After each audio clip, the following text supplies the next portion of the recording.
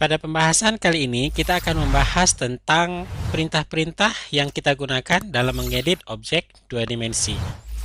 Mengedit itu maksudnya mungkin saja kita ingin membuang bagian dari gambar yang tidak diperlukan, kemudian memperbanyak gambar secara langsung, dan yang lainnya. Nanti bisa kita bahas di sini secara detail. Oke, yang pertama, perintah mengedit itu adalah perintah erase, yaitu menghapus objek. Ya, berarti objek yang kita hapus itu tinggal kita pilih saja. Misalnya di sini ada sebuah persegi 4 yang kita gambar dari perintah garis atau line, yang mana keempat sisinya ini tidak terjoin, ya, terpisah. Maka kita ketikkan erase pada komen, kemudian muncul select object, artinya kita disuruh memilih bagian mana yang mau kita hapus dari objek ini. Ya, kita misalkan yang mau kita hapus adalah garis yang atas, kemudian garis yang kanan dengan mengklik keduanya. Kemudian kalau misalnya pemilihan sudah selesai, kita enter saja sehingga objek yang kita pilih tadi itu akan terhapus. Inilah penggunaan perintah erase, tidak terlalu susah. Kemudian yang kedua adalah perintah move. Perintah move fungsinya adalah untuk memindahkan atau menggeser objek ke posisi yang kita inginkan. Ya, misalnya di sini diberikan dua buah objek dan kita inginkan lingkaran ini kita pindah dia sejauh 45 ke arah kanan. Artinya yang tadinya di ujung kiri garis mau kita pindah ke ujung kanan garis. Jadi pada komen kita ketikkan perintah move select object, artinya kita disuruh memilih objek yang hendak kita pindahkan, tentunya lingkaran ini. Ya, kemudian kalau ada lagi lingkar yang mau dipindahkan, kita pilih, tapi kalau tidak ada, ya kita enter. Nah, seterusnya akan muncul pernyataan base point, artinya kita disuruh menentukan titik awal perpindahan. Ini biasanya nanti selalu kita berikan 0,0. Kemudian second point, itu maksudnya adalah kita disuruh menempatkan pemindahannya itu di mana. Ya, dan kita ingin perpindahannya sejauh 45 sudut 0, berarti ke kanan. Sehingga lingkaran kita ini akan berpindah ke kanan. Ya, ini penggunaan perintah move. Jadi N45 sudut 0 itu adalah posisi pemindahan. Ya, ini penggunaan perintah move. Oke, baik. Seterusnya yang ketiga adalah perintah copy atau memperbanyak objek. Di sini diberikan sebuah gambar. Ya, sebuah donat. Kemudian dua buah garis. Dan kita menginginkan donat ini kita perbanyak dia dan kita letakkan di ujung ketiga ujung garis, kemudian satu nanti di tengahnya. Jadi perintah yang kita gunakan di sini untuk memperbanyaknya adalah perintah copy. Ya, jadi pada komen diberikan perintah copy. Kemudian select object, kita disuruh memilih objek yang hendak kita pindahkan atau kita perbanyak, kita copy. Kemudian kalau misalnya ada lagi objek yang mau kita pilih, tapi kalau tidak ada, kita enter. Ya, sehingga di sini base point sama seperti move, itu selalu kita buat dia 0,0. Kemudian second point, artinya peletakan objek pertama, ya, itu at 37 sudut 0. Ya, at 37 sudut 0, berarti panjangnya 30, sudut 0, berarti poligonnya terletak di tengah sini. Ya. Kemudian second point yang berikutnya peletakan objek at 74 sudut 0. Berarti at 74 sudut 0 itu di mana? Ya, ini 37 tambah 37, 74 sudut 0 berarti ke kanan. Sehingga donat yang terbentuk posisinya di sini. Ya, demikian juga at 37 ya, at 37,30. Berarti dia di atas ya. Kemudian berikutnya at 37 minus 35, arahnya minus 30, arahnya minus ke bawah. Ya, maka terletak donatnya di sini. Ya, jadi kalau kita menginginkan peletakannya di posisi-posisi yang lain, ya tinggal kita masukkan angkanya. Ya, tapi kalau misalnya sudah cukup 4 saja, maka kita akhiri dengan enter. Ya, ini penggunaan perintah copy. Baik, seterusnya kita masuk pada perintah trim. Ingat, perintah trim ini merupakan perintah yang paling sering kita pakai dalam mengedit objek dua dimensi. Ya, perintah trim ini fungsinya adalah memotong atau membuang bagian objek yang tidak diperlukan. Misalnya di sini diberikan satu buah lingkaran dan dua buah garis, yang mana kedua buah garis ini itu bagian atasnya melewati dari lingkaran. Dan kita menginginkan ke ujung atau keempat ujung dari garis ini mau kita buang, ya, mau kita buang. Jadi untuk membuangnya itu kita gunakan perintah trim. Jadi pada komen kita ketikkan trim, kemudian select object yang pertama ini itu artinya kita disuruh memilih pembatas, ya, batas potong. Jadi kalau misalnya ini adalah garis yang mau kita buang adalah keempat ujungnya, maka pembatasnya adalah lingkaran ini tentunya, TK1. Jadi select object ini kita pilih lingkaran. Oke, seterusnya kalau misalnya pembatasnya ada yang lain, maka kita pilih. Tapi kalau tidak ada, kita enter pada saat ditanyakan select object berikutnya. Oke ya, kemudian seterusnya select object to trim. Ini kira-kira maksudnya adalah kita disuruh menentukan atau membuang bagian yang kita ingin buang. Ya, tadi sudah kita sebutkan bahwasannya mau kita buang itu adalah keempat ujungnya yang melewati dari lingkaran ini. Ya, tentunya kita pilih TK2, misalnya TK2-nya ini. Oke, maka otomatis garis yang melebihi lingkaran tersebut itu akan hilang. Demikian juga dengan select object to trim berikutnya, kita pilih TK3. Ya, maka dia akan terbuang juga. Kemudian pilih TK4. Ya, akan terbuang atau terpotong. Kemudian TK5, ya, ini juga akan terpotong, ya. Jadi kalau misalnya tidak ada lagi, kita akhiri dengan enter. Ya, ini penggunaan perintah trim. Jadi pada perintah trim ini, prinsip yang perlu kita pahami itu adalah kita harus pilih dulu pembatasnya. Ya, jadi bagian mana yang mau hendak kita potong, maka kita pilih pembatasnya. Baru yang kedua, ya, select object to trim, itu kita pilih bagian-bagian yang hendak kita potong atau kita buang. Ya, itu penggunaan perintah trim. Ya, ini tidak boleh kita lupakan karena ini adalah perintah yang paling sering kita pakai. Oke, baik, seterusnya kita masuk pada perintah extend. Perintah extend ini digunakan untuk memperpanjang objek ke bagian objek lain yang hendak kita tuju. Ya, ini penggunaan perintah extend. Sebagai contoh, misalnya di sini ada dua buah garis dan ada sebuah busur, dan kita menginginkan kedua ujung dari garis ini itu nanti ketemu atau menyentuh dari busur. Ya, kita inginkan. Jadi ujungnya ini mau kita perpanjang. Ya, nah, jadi pada komen kita ketikkan perintah extend. Lalu di sini ada select object.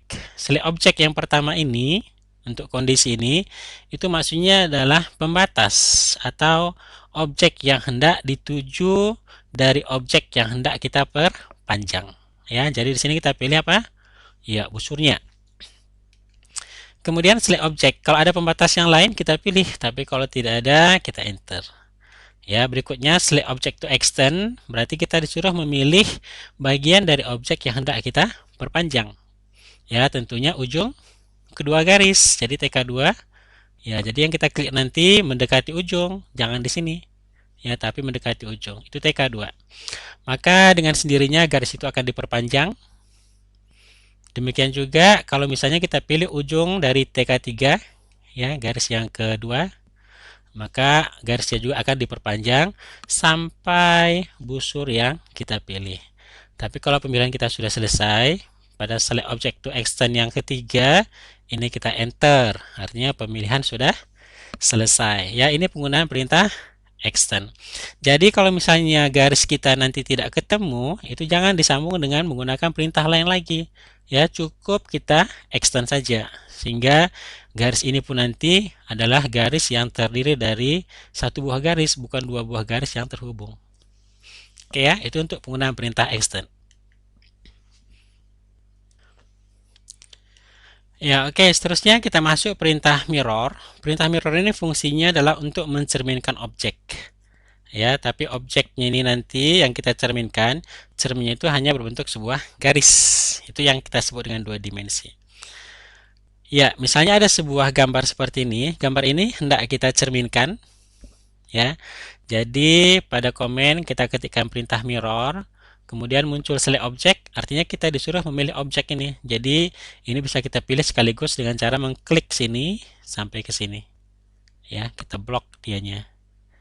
Oke ya, lalu kalau sudah selesai pemilihan, maka kita enter. Lalu dia bertanya di sini, first point of mirror line, artinya kita disuruh menunjukkan titik pertama sebagai garis cermin.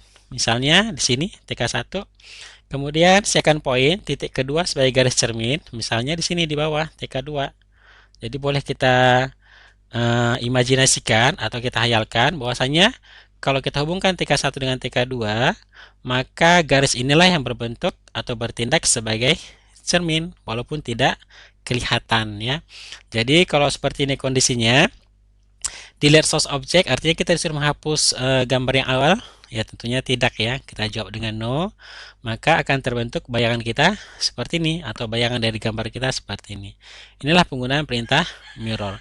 Jadi perintah mirror ini juga sering kita gunakan atau kita pakai pada saat kita menggambar objek dua dimensi yang simetri ya. Jadi kita cukup menggambar bagian yang sebelah kiri atau sebelah kanannya saja, atau bagian atas atau bagian bawahnya saja, sehingga gambar yang sudah selesai tinggal kita cerminkan ya. Jadi prinsip mirror ini adalah jarak antara benda ke cermin itu sama dengan jarak antara bayangan ke cermin ya. Oke, ini penggunaan perintah mirror. Baik, seterusnya kita masuk pada perintah rotate ya. Perintah rotate itu fungsinya adalah untuk memutar objek. Ya, misalnya kita berikan sebuah gambar seperti ini. Gambar ini tidak kita putar, maka pada komen kita berikan perintah rotate. Kemudian select object, ya kita pilih objek kita ini semua dengan cara membloknya sekaligus.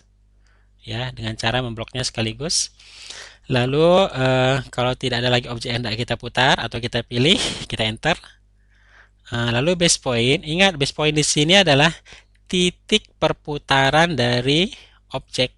Kita misalkan TK1 di ujung kiri bawah. Ya. Kemudian specific rotation angle, ya artinya kemiringan atau perputaran dari rumah ini atau gambar kita ini kita buat 30 positif ya. Berarti perputarannya nanti berlawanan arah dengan putaran jarum jam ya. Sehingga kalau kita enter, maka gambar kita nanti akan seperti ini. Ya, kemiringannya menjadi 30 derajat. Ini penggunaan perintah rotate. Oke, kemudian seterusnya kita masuk pada pembahasan yang ke-8 yaitu scale. Scale atau skala ya, fungsinya untuk memperbesar atau memperkecil objek. Ya, memperbesar atau memperkecil objek. Ya, berikut diberikan sebuah objek. Objek ini hendak kita perkecil. Ingat, kalau suatu objek diperbesar, maka skalanya itu nanti angkanya lebih besar dari 1. Tapi kalau nanti objeknya diperkecil, maka angkanya itu nanti adalah lebih kecil dari 1. Mendekati 0 ya, atau 0 kecil X atau faktor skala kecil dari 1. Itu namanya memperkecil. Pada komen kita berikan scale, perintah scale. Lalu select object, kita disuruh memilih objek yang hendak kita berikan skala padanya. Ya, ini seperti yang tadi kita blok lagi semua. Lalu select object, kita enter kalau pemilihan sudah selesai atau tidak ada lagi. Base point TK1 ya. Ini adalah titik pusat perbesaran atau perkecilan. Kemudian skala faktor kita buat misalnya 0,8. Berarti ini apa? Ya, termasuk perkecilan ya. Jadi gambar kita ini nanti akan diperkecil. Ya, sehingga gambar kita nanti akan seperti ini. Diperkecil 0,8 kali. Ini penggunaan perintah scale. Jadi kalau misalnya gambar itu hendak kita perbesar, ya maka angka di sini kita buat 2, 5, 10 dan seterusnya. Ya, ini penggunaan perintah scale. Oke, sekarang kita masuk pada perintah fillet. Ini juga sering kita jumpai, yaitu fungsinya adalah untuk membuat radius atau kelengkungan ya dari dua buah garis atau objek yang ketemu ujungnya ataupun mungkin tidak ketemu. Ya, ini penggunaan perintah fillet. Oke, kita perhatikan. Pertama sekali ada persegi 4. Persegi 4 ini hendak kita beri kelengkungan di ujungnya ini dan ujung sini. Ya, dengan jari-jari tertentu tentunya. Ya, pada komen kita berikan perintah fillet.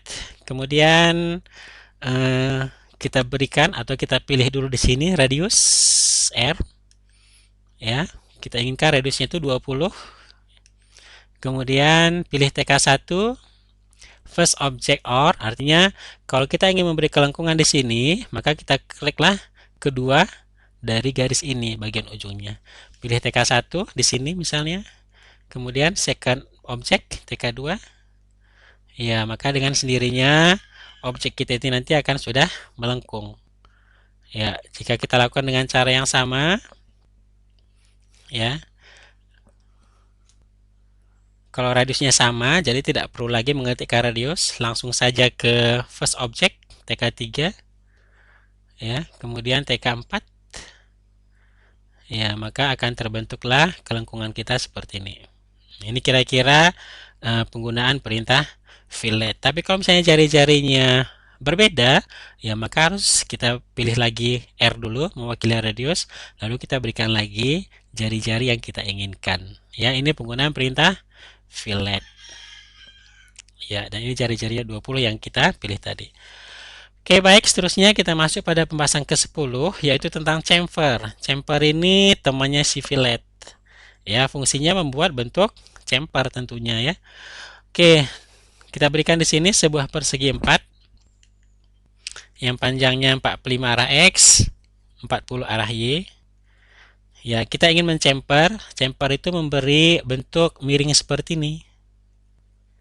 Ya, jadi pada komen kita ketikkan perintah chamfer.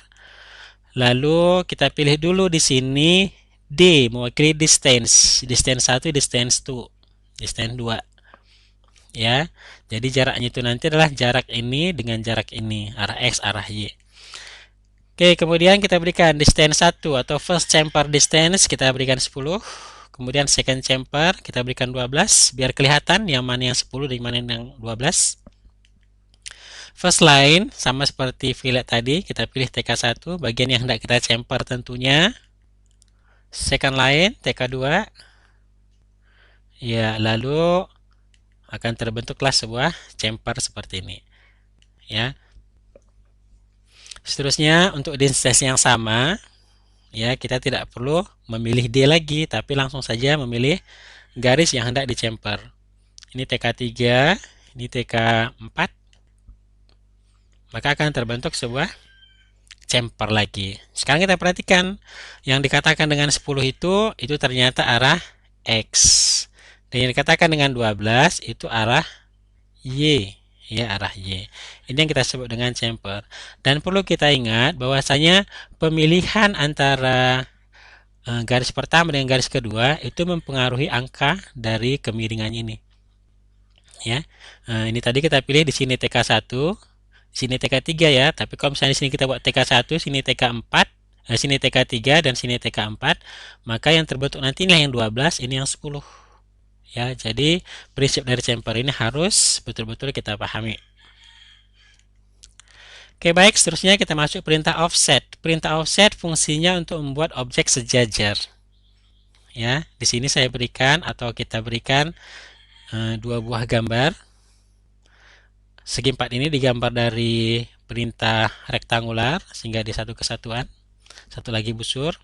Kita ingin menggambar sebuah rektangular yang baru yang berada di dalam dari rektangular yang ada dan busur berada di sebelah bagian dalam dari busur yang ada. Ya, ini kita gunakan perintah offset. Jadi pada komen ketika perintah offset, specific offset distance artinya jarak antara gambar yang pertama dengan gambar kedua yang dihasilkan itu mau dibuat berapa. Kita misalkan 5. Select object to offset artinya kita disuruh memilih objek yang hendak kita offset. Kita pilih lingkaran. Ingat lingkaran kita pilih persegi 4. Ingat persegi 4 ini dengan busur ya bukan dipilih bersamaan ya. Saya anggap satu persatu. Ya, ini memang satu persatu kita pilih. Kemudian specific point on site to offset artinya kita disuruh menentukan di mana peletakan dari gambar hasil offset. Ya, kalau kita letakkan di TK2 di dalam, ya maka gambar kita itu akan muncul di dalam. Tapi kalau misalnya kita letakkan dia di luar dari segi 4 kita ini, maka nanti ini akan muncul di luar. Ya, dan boleh kita katakan Untuk busur juga demikian, ya. Nah, jadi busurnya akan semakin besar. Dan yang 5 ini tadi itu maksudnya adalah jarak dari persegi pertama dengan persegi kedua. Berarti ini 5, 5 ini juga adalah 5. Kalau misalnya ini tadi jari-jarinya kita katakanlah 50, maka ini sekarang jari-jarinya adalah 40 karena di sini berjarak 5. Ya, ini penggunaan perintah offset. Ini juga sering kita pergunakan dan membantu kita dalam menggambar. Baik, seterusnya yang ke-12 yaitu array. Array fungsinya memperbanyak objek. Ya, memperbanyak objek. Ini agak berbeda dengan memperbanyak objek dengan perintah copy. Array itu memiliki dua opsi. Opsi pertama adalah rektangular. Fungsinya memperbanyak objek dalam arah baris dan kolom. Artinya dalam arah sumbu X dan sumbu Y. Ya, itu penggunaan opsi rektangular. Baik, sekarang diberikan sebuah donat, misalnya di sini donat. Ya, donat ini kita ingin perbanyak dia dalam arah baris dan kolom. Ya, jadi pada komen kita ketikkan perintah array. Setelah kita ketikkan perintah array, muncul kotak dialog. Ya, kotak dialog. Tentunya di sini kita pilih opsi rektangular. Ya, kemudian kita ingin perbanyakannya itu dalam arah baris sebanyak 4. Ya, kemudian arah kolom sebanyak 6. Ya, nanti kita lihat arah baris itu arah apa, demikian juga dengan kolom. Kemudian row offset, di sini kita berikan 25, artinya jar antara baris itu 25, jar antara kolom 30. Ya, seterusnya kita klik select object dan kita akan berpindah ke tampilan gambar. Lalu di sini kita pilih donatnya, ya. Setelah kita pilih donat, lalu kita enter, kita akan kembali ke kotak dialog, lalu kita oke-kan, ya, sehingga donat kita itu akan diperbanyak seperti ini. Ya, ini kita perhatikan, ya. Berarti 30 tadi itu adalah jarak antar kolom, sedangkan 25 adalah jarak antar baris, ya. Jadi baris itu arah Y, sedangkan kolom arah X. Ya, ini penggunaan perintah array rektangular. Baik, sekarang kita masuk pada opsi yang kedua, yaitu polar. Opsi polar itu fungsinya memperbanyak objek dalam arah melingkar. Ya, jadi kalau misalnya di sini ada sebuah atau 3 buah gambar, kita ingin perbanyak garis dan donat yang besar dalam arah melingkar. Ya, jadi pada komen kita berikan perintah array, muncul kotak dialog lagi. Kali ini kita pilih opsinya polar. Ya, total number of item itu maksudnya perbanyakan yang dilakukan. Ingat, dirinya sendiri itu terhitung. Jadi sama dirinya sendiri itu, objek yang diperbanyak itu dia terhitung. Itulah totalnya 6. Angle to fill, ya berarti perbanyakannya itu satu lingkaran penuh. Jadi sudut antara garis-garis ini nanti adalah 60, 360 bagi 6 ya. Jadi kalau nanti angle to fill-nya 180, ya tentunya objek yang terbantu ini akan semakin rapat karena sudutnya semakin kecil atau sempit. Ya, 180 bagi 6, 30 derajat. Oke, setelah ini kita klik select object, kita akan kembali ke layar gambar. Ya, pada kali ini kita pilih yang hendak kita perbanyak, yaitu donat TK1. Kemudian kita pilih lagi TK2 garisnya ya, garis. Ya, hanya 2 ini saja. Jadi pada saat bertanya select object, kita enter. Ya, dan kita akan kembali ke kotak dialog. Dan pada kotak dialog ini kita pilih center point. Center point ini fungsinya apa? Untuk menentukan titik pusat perputarannya. Ya, sehingga pada saat kita klik ini, kita kembali ke layar gambar. Dan kali ini kita pilih TK3 ya, center point TK3. Artinya TK3 di sini pusat dari donat. Jadi kalau misalnya nanti pada saat kita pilih TK3 tidak muncul simbol chain, ya, tidak muncul simbol chain, maka kita ketikkan dulu center point, kita ketikkan chain, lalu kita klik lingkaran ini sehingga pemilihan itu tepat di pusat donat yang merah. Oke, kemudian setelah itu kita kembali ke kotak dialog, kita oke-kan, maka objek kita akan diperbanyak seperti ini.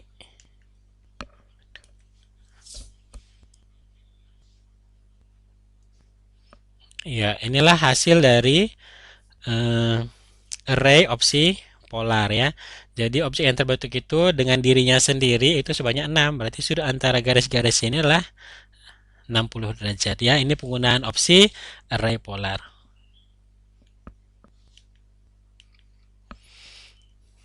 Nah, seterusnya line type itu fungsinya memilih tipe garis ya. Karena tipe garis itu bisa ada beberapa yang kita inginkan.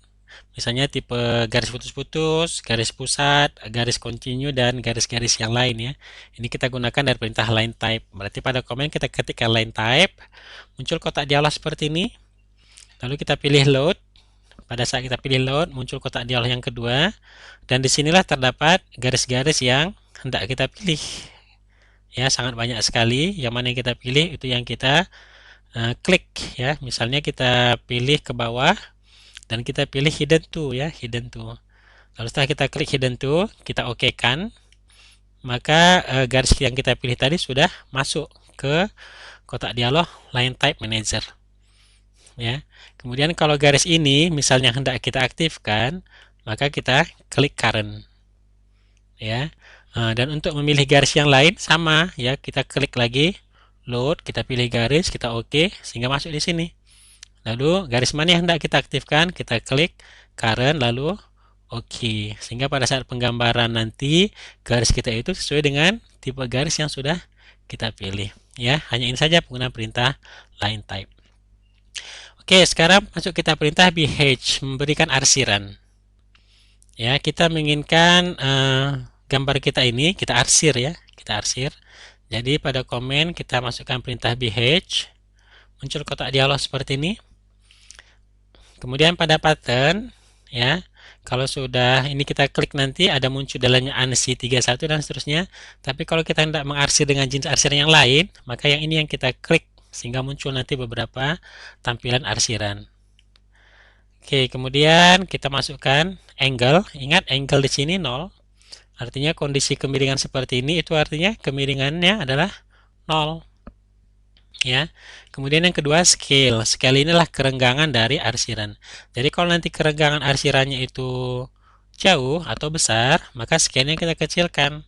Kemudian kalau misalnya nanti jarak antara arsiran ini kerenggangannya itu kecil, terlalu rapat, maka ini bisa kita besarkan. Ya, cukup dengan memasukkan angka sehingga angkanya itu nanti arsirannya yang dihasilkan sesuai dengan kita inginkan. Oke, setelah kita pilih scale-nya 20, kita pilih pitch point. Ini fungsinya langsung mengklik daerah yang hendak kita arsir.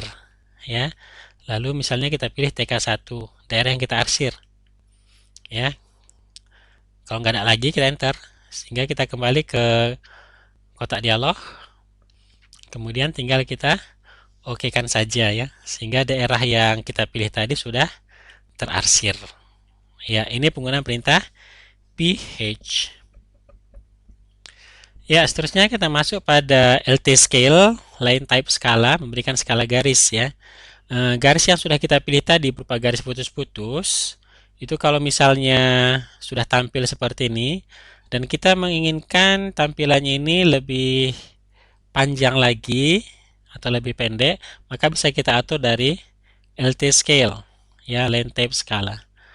Misalnya, pada komen kita ketikkan perintah LT scale, kemudian enter new line type scale vector, kita buat 20. Artinya kalau ini tadi terlalu rapat, ya ini sekarang pada posisi 20 ya line type-nya.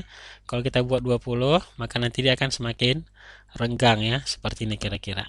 Makin renggang dan garisnya juga akan semakin panjang ya.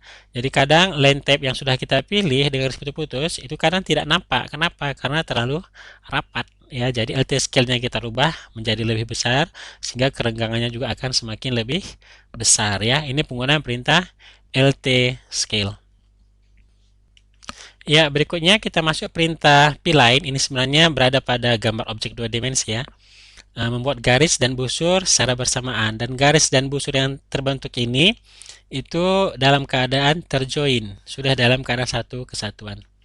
Ya, jadi ketika kita tekan pline, pilih TK1 sebagai penempatan awal. Ya, add 50 sudut 0, panjangnya 50 ya ke arah sumbu X positif. Kemudian kita ingin menggambar garis busur ya, busur. Maka di sini kita pilih A ya, mewakili mewakili arch. Lalu dia minta, atau kita pilih radius R, kita berikan radiusnya 70. Kemudian dia minta endpoint, posisi akhir dari busur. Ya, misalnya at 20 sudut 9, at 20 sudut 90 ke atas ya. Maka ini tadi jari-jarinya 10, maka ini sana 20. Kemudian kita ingin menyambungnya lagi dengan garis, sehingga line di sini kita ketikkan L. Maka berapa panjang garisnya? Sama seperti ini tadi, hanya arahnya saja yang berbeda. 50 sudut 180. Kemudian kita gambar lagi sebuah busur, sehingga di sini kita ketikkan lagi A untuk menggambar busur. Sama radiusnya diminta kita berikan, ya tentunya sama juga dengan tadi ya, 10. Ya, kemudian endpoint at 20 sudut 270. Demikian seperti ini. Kemudian yang terakhir, untuk biar poligon kita ini tertutup, maka ini kita akhiri dengan close, yaitu CL. Ya, ini kira-kira penggunaan perintah pilih. Dan ingat, keempat garis ini, dua lengkungan, satu garis lurus, ini sudah terjoin, ya, sudah satu kesatuan.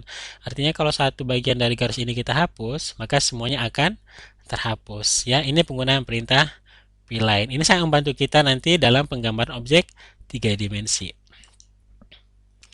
Ya, demikianlah pembahasan kita tentang perintah-perintah mengedit objek 2 dimensi.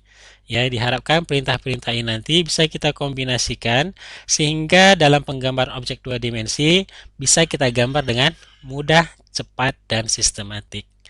Oke, selanjutnya kita nanti akan masuk pada pembahasan materi yang lain.